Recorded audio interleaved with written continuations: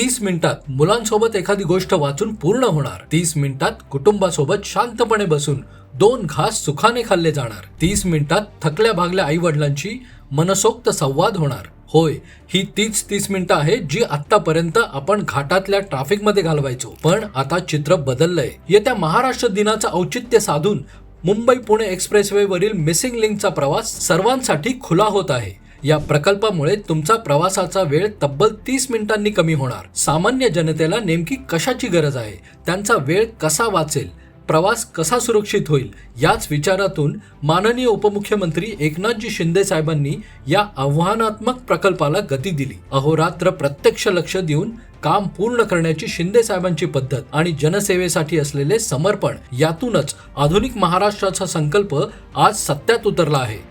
आशियातील सर्वात मोठ्या बोगद्यांमधून धावणारा हा मार्ग महाराष्ट्राच्या शिरपेचात मानाचा तुरा रोवायला सज्ज झाला आहे. सह्याद्रीच्या कुशीतून प्रगतीच्या वेगाची ही धाव असेल. बोगद्याच्या या मार्गाने प्रवासाला नवी शान असेल.